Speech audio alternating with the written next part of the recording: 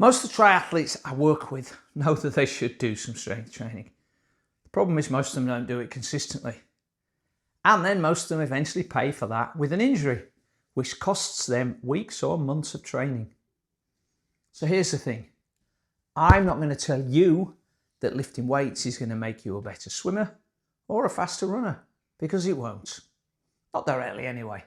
If you want sport-specific strength, then swim with paddles or run up a hill or ride your bike up a hill or into a headwind. Now what strength training does is it makes you more durable, which means you can turn up more often and you can absorb more of that training, and you can stay injury-free through a hard build-up, and on race day it helps you keep your form for longer, so you keep moving efficiently, and critically you're not losing as much time later on in the race. And that's what we're going to talk about today. So it's going to be slightly different to your normal strength training outline. The first thing I want you to think about is range of movement. Before you do any lifting, before you add any load, you need to be able to move properly through the ranges that your body will be asked to work in. Now, if you keep watching the video that pops up on the right, you'll see some examples of my daily mobility routine.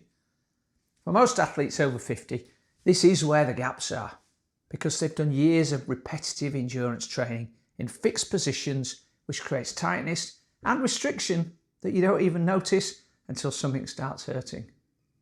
So you use range of movement work as you warm up before every strength session, or to get you moving at the start of the day.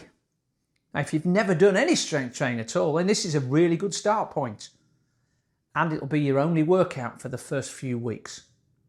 It's important to get the movement quality right before you start to add any load. So just do 10 minutes before training, and that's your entry point. Now, the next thing we need to work on is building connective tissue strength, because muscle responds quickly. Then you can feel it working, and you can see it changing, and it adapts relatively fast. Connective tissue, on the other hand, is different. The tendons that link muscles to bones, the ligaments that link bones to bones, and the fascia, these are structures which adapt more slowly than muscle, and because you push on quickly, they get injured with overuse. So the athlete who jumps straight into heavy loading or high volumes of training without building up the connective tissue integrity is the first one who ends up with a tendon problem 6 weeks into their training. Now, this isn't a separate program. It's just worth remembering that in the early stages of any strength program, the focus is on building that integrity first. So you need to do this by keeping the loads quite low and the reps higher, and making sure the movements are controlled. It's boring, I know, but it's essential. So you need to think of it as laying the foundations before you build the walls. And if you rush this phase, then the whole structure gets... Once you've got your range of movement sorted and you've started building connective tissue integrity, the next layer to work on is stability. So you're making sure that all of your key joints, the hips, the knees, the shoulders, the ankles, can all hold a position under load. Now, for endurance athletes, this really matters a lot, because when you're training and racing, you're doing high volumes of training, you're asking your body to repeat the same movements thousands and thousands and thousands of times over the course of a year. And every small instability that you might have gets amplified during that time. So a slight drop in your shoulder with every swim stroke becomes a significant energy leak, and every weak hip that drops on every run stride becomes a potential injury risk. So in the video that you see running now, you'll see some examples of stability work that I do as part of my warm-up and each week. Now, you can do them as a 10-minute warm-up, or it could be a standalone session, which is what I do.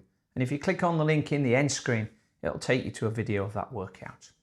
It doesn't need to be long, 10 to 15 minutes of targeted work on your key joints, done consistently, and that's the difference. It doesn't need to be a lot, but it needs to be consistent, but it will make a significant difference over the course of a season. Now, the next thing is the core. I put it forth because I deliberately see too many athletes jump straight to core work without addressing those things we've just talked about, the first three.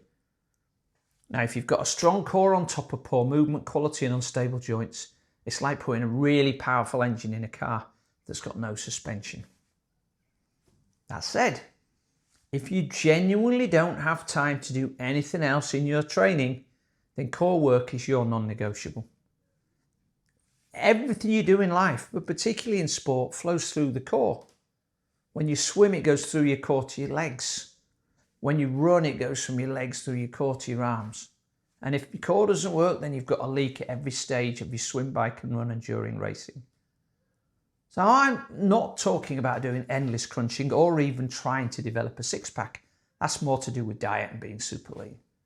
What I am talking about are the deep stabilizing muscles that hold your spine and pelvis in position when they're under load and fatigue. And that's the important thing for a triathlete. And we're talking basically any muscle from your shoulders down to the top of your thighs. And movements that you could do include bridges of all types, bird dogs, Superman, and a whole variety of loaded carries. These are movements that teach your core to resist force rather than just generate it. Finally, we get on to the bit that you've probably been waiting for. But we're going to think about movements, not muscles.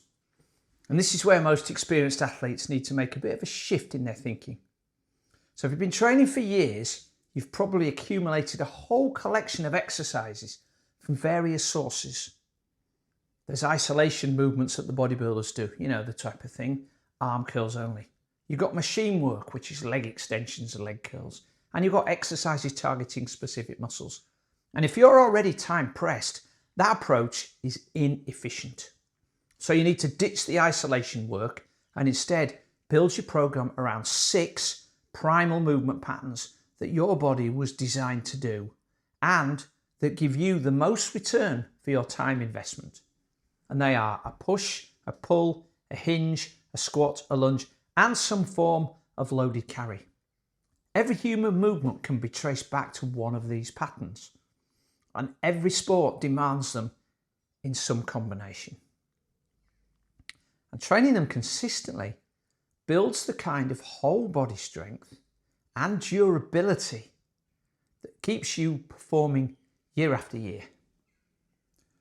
Not because a squat's going to make you a better cyclist, because as I've already said, it's not. Not directly anyway.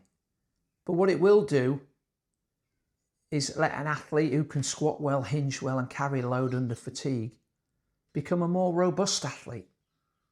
And that's then a person who can absorb that training and recover from it and turn up again tomorrow and next month and next year. And that is the goal. Not faster in one session, but harder to break over a season or many seasons. So you don't need to spend hours in the gym, and you definitely do not need a complex program. What you need is to move well, protect the connective tissue because they're the ones that tend to get injured most. You stabilize your key joints, build a strong core, and train the 6 movements that underpin everything else. And if you can do that consistently, then you'll still be racing well into your 50s and your 60s and maybe beyond that. Not despite your age, but because you were smart enough to build the foundations that most of those other athletes skip. Now, if you want to know whether your current training is on track for your next triathlon or Ironman, then why not download the free Ironman Sanity checklist in the description. It'll take 2 minutes and it'll give you a much clearer picture of where you currently stand. And that might be where you find your strengths letting you down. So I'm Simon Ward. Thanks for watching. I'll see you on the next video.